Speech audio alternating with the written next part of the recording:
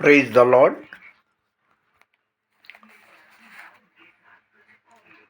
దేవుని మహాకృపను బట్టి ఆగస్ట్ 21వ తారీఖు 2026 సంవత్సరం శుక్రవారం. టుడే ఆగస్ట్ 21st,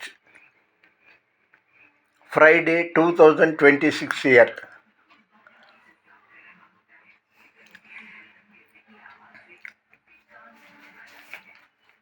ఆగస్ట్ 21వ తారీఖు ఈరోజు దేవుని వాగ్దానం, గాడ్ ప్రామిస్.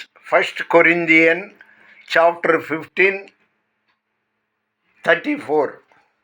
1వ కొరింథీయులకు రాసిన మొదటి లేఖ 15వ అధ్యాయం 34వ వచనం.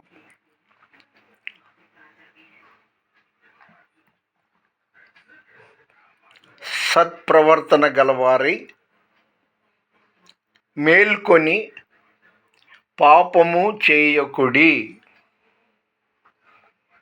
పాపం ఈరోజు క్రైస్తవులు అని చెప్పుకునే వాళ్ళు, నిజమైన క్రైస్తవులు అసలు పాపం చేయరు. సత్ప్రవర్తన గలవారై మేలుకొని పాపము చేయకుడి. ఇది ఈరోజు దేవుని వాగ్దానం. దేవుడు మనతో మాట్లాడే దేవుడై ఉండగా మనం ఏవేవో నీ కృప నాకు చాలును, నీ కృప లేనిది నే బ్రతుకలేను, నీ కృప నాకు చాలును,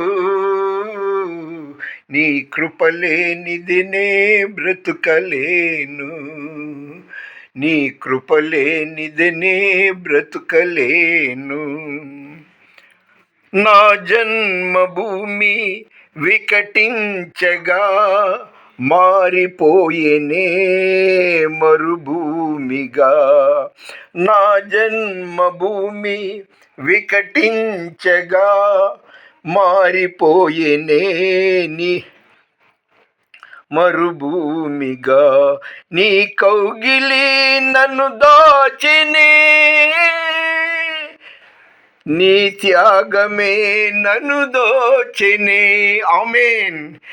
నీ కౌగిలి నన్ను దోచెనే, నీ త్యాగమే నన్ను దాచెనే, నీ కృపయే నిత్యత్వమా.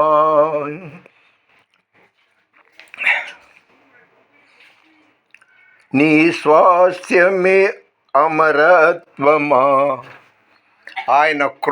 ఆయన కృపలో ఉన్నామండి. అందుకే మా ఆత్మీయ తండ్రి యేసన్న గారు కృప అనే పదం ప్రతి పాటలో వాడతాడు. ఒకే ఒక చిన్న ముక్క మాట్లాడి ముగిస్తాను.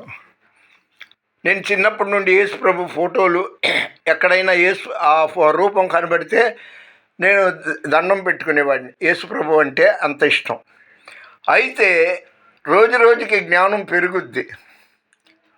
నేను ఏ సంఘాన్ని విమర్శించట్లా, ఏ సంఘాన్ని హైలైట్ చేయట్లా. డినామినేషన్ భేదం లేదు నాకు. బైబిల్ కావాలి మనకి. నా భాషలో చెప్పాలంటే మన దేవుడు ఎవరు? యేసుక్రీస్తు, బైబిలు. అన్ని వివరించి చెప్పను.